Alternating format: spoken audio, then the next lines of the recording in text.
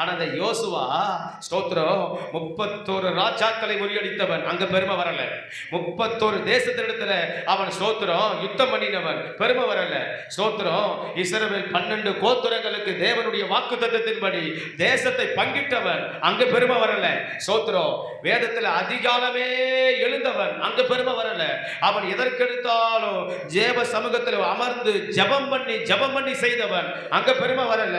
ஸ்தோத்திர தேவனிடத்துல கேட்டு கேட்டு கேட்டு அவன் ஒவ்வொன்றையும் பார்த்து பார்த்து செய்தான், அங்க பெருமை வரல.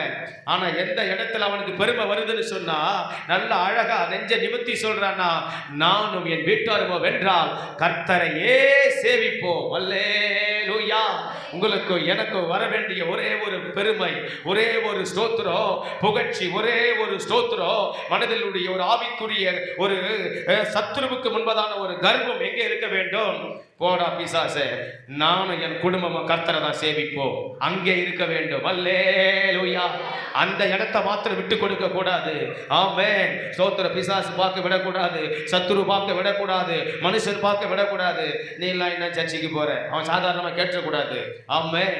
அந்த இடத்துக்கு யோசுவா அவன் இடம் கொடுக்கவில்லை.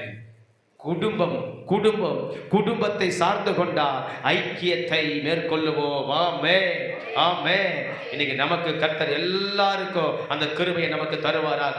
ஆமென். நம்ம சபையாருக்கு கர்த்தர் அந்த கிருபையை தருவாராக. புரிந்து கொள்ளுகிறோமா? ஆமென். அல்லேலூயா. ஆமென். ஸ்தோத்திரம் சொல்லுகிற எனக்கானாலும் கேட்கிற உங்களுக்கானாலும் இதை ஸ்தோத்திரம் எவர் கேட்டாலும் ஒவ்வொருவருக்கும் பொருந்தும். ஆமென். அல்லேலூயா. நம்ம குடும்பம் ரொம்ப முக்கியம். பிள்ளைகள் எல்லாம் கவனிக்கிறீங்களா?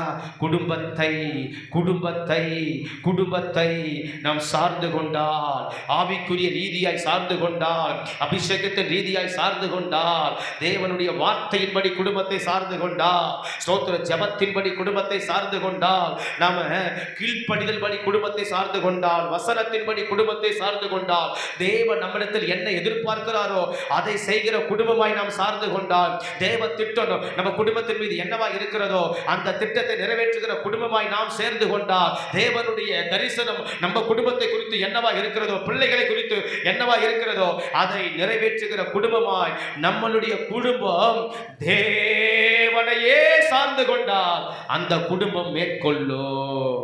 ஆமென். அல்லேலூயா. அல்லேலூயா.